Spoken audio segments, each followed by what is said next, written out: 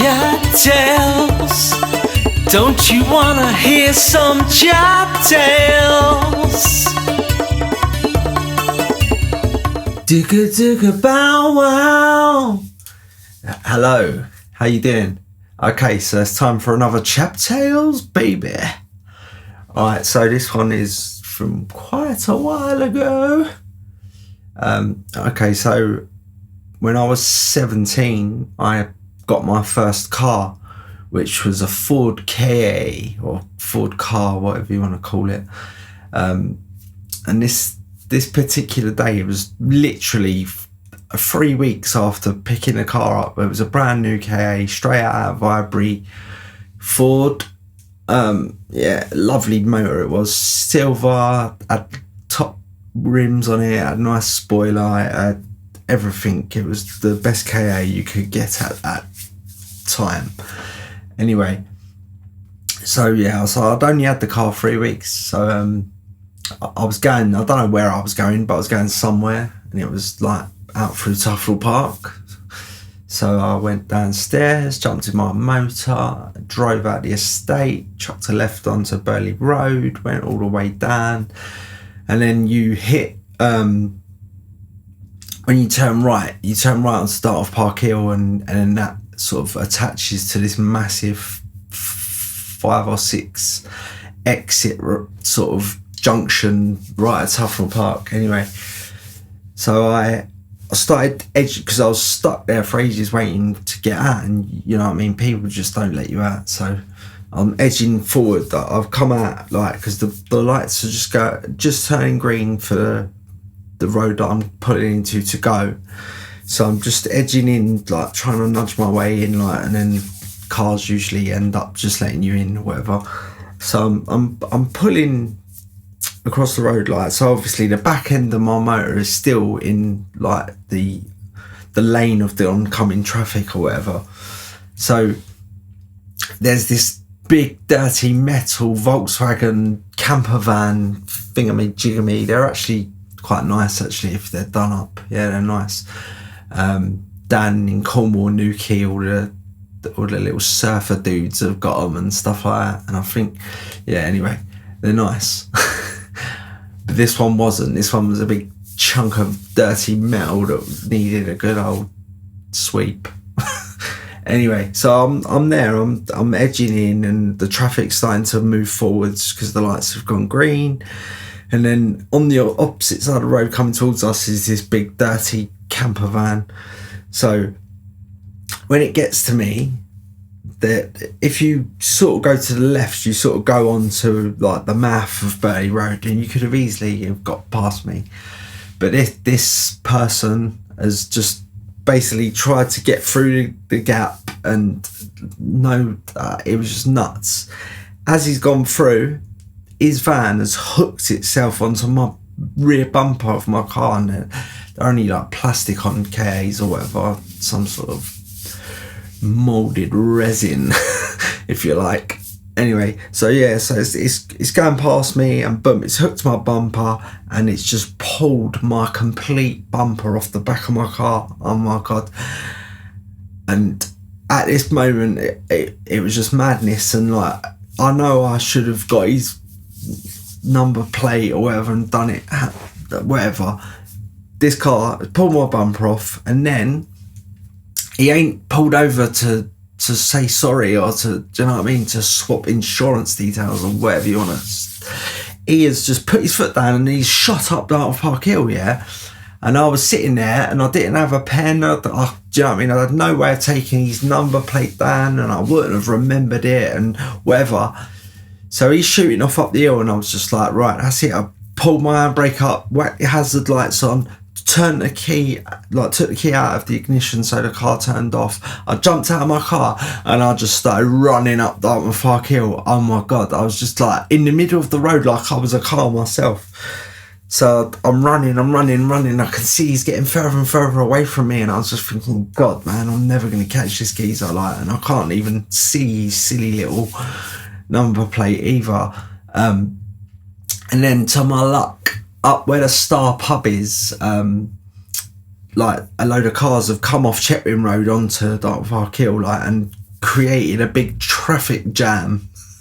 So this van, this camper van, has had to stop. Like, so he's stuck behind them, like, and I can hear him bibbing them and as well, bib, bib, bib. And I'm running. I don't even know if he knows I'm chasing him, but I'm running up the hill. Anyway, I get up there, and to my luck, the traffic hasn't cleared and he's stuck, basically. And then I go up to the side of, like, his driver window or whatever, and then he's like, looked around, noticed me, and his face just dropped. I walked over to this camper van, like, and obviously in my head I'm thinking, just grab the geezer by his hair, pull him out the window, and just, you know what I mean, have it big time. But I thought to myself, no, there's no point in doing that, you know what I mean? None of this is my fault at the end of the day, you know what I mean? And I'll end up getting arrested, and that's not good.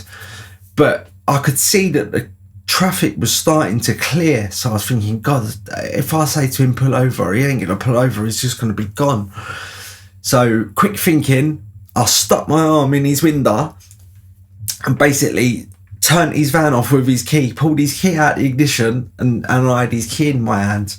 And he's just looking at me like, and I was like, I just looked at him and I just said, look, mate, I said, get back down that hill now, all right? And he said, yeah, I'm coming up. I'm coming. I was only coming up here to park my van. I was going to walk back down. I was like, yeah, all right, mate. I said, I've got your key, stick your hazards on and leave your van where it is and follow me. He's like, yeah. So anyway, so I walked back down the hill, and as I'm approaching my car, I've realised what I've done. I've left my car in the middle of the road, like, and it's just blocked every other car from going anywhere, like. And I was thinking, oh God, everyone's going to start having a go at me or whatever, like. But the geezers behind me following me down the hill, like, and like, obviously everybody that was there saw what happened in the beginning, like, so they all know what I was doing, like. And as I'm coming down the hill, I started putting my hand up saying sorry. And then it was so funny because about 6 of them just started clapping. They was all like, yeah. I was like, oh, that's sweet. So I got down to my car and I basically reversed it back into Burley Road and parked it up, like, and some guy came over to me with my bumper in his hand, and he's like, oh, I got this for you, mate. I was like, oh, cheers, mate, thank you. So I put it in the back of my car, like, and then the guy who, do you know what I mean, whose van I've got the keys to, he's come over to me, like, and I was like, right, look, I want to call your insurance company right now because I need to know that you're doing this because you've already tried to do a runner, you know what I mean? And he's like, oh, definitely, mate, definitely. So we phoned his insurance company and he's admitted liability to everything and that, and like, yeah, that basically all good. And then I took it to Ford the next day, like, to put it in to be repaired, and basically I gave him back his key, like, and I just said to him, you know what I mean, why did you have to do that, like? And I was just like, I'm not gonna make myself angry in any way, shape or form. I'm just gonna say, because, do you know what I mean, like, when I took the car as well back to Ford, like, obviously they said to me it's gonna be about 10 days or whatever, and I was like, oh my God, do you know what I mean, I've only just got my car 3 weeks ago, my first car. And then they said, but their insurance company have said that we can give you a hire car. And I was like, oh my God. I was like, and so it was funny because they gave me another KA yet, but my KA was the one with, like, leather seats, CD player, electric windows, everything. It was like the top KA you could get off that time, you know what I mean? And then I had to have, like, an entry level KA as my hire car, like, so it's like a lot of people hadn't even seen my car, you know what I mean, like, so they're seeing me drive around in this other, like, not as good KA, like, and they're coming up to me like, oh, someone told me that you had the good KA, you know, not the entry level one. And I was like didn't even want to tell them about this story, you know what I mean, they can hear it now. But this was, like, literally when I was 17 years old. You know what I mean? So I'm 43, so you do the maths. But yeah, it was nuts, because I'm so lucky that I did chase him up the hill, because he'd have been gone, and then, do you know what I mean, I would have had to claim on my own insurance or whatever, and then my premium would have gone through the window, you know what I mean, and I would be paying massive insurance. Well, I was already paid, like, I got a year's free insurance with the car, and then you have to pay yourself after that. And I'll tell you what, my second year, what with paying the car back payments and paying this insurance, that was nearly doubling what I was paying each month, you know what I mean? It's ridiculous. But when you're young and silly, I should have had the entry level KA, do you know what I mean? Like, it's like $5,000 cheaper, you know what I mean? It was just like, but yeah, no, but it was, I can sort of smile to myself about it now, but when it happened, I was like, oh my God. Like, and I remember getting out of the car once, I'd like handbrake, hazards, took the key out, and then I just looked down and I could see my bumper on the road, like, and I could see this car shooting off up the hill, and I was like, argh. So I was running as fast and as hard as I could to get up this hill, like, but I to my luck, this traffic happened, and I caught him. Gotcha.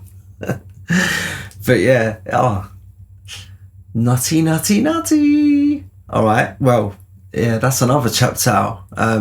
Yeah, thanks for listening, and like, subscribe, smash bells, comment, all that stuff, and I'll speak to you soon. Nice one. Chat Tales. Don't you wanna hear some chap tales?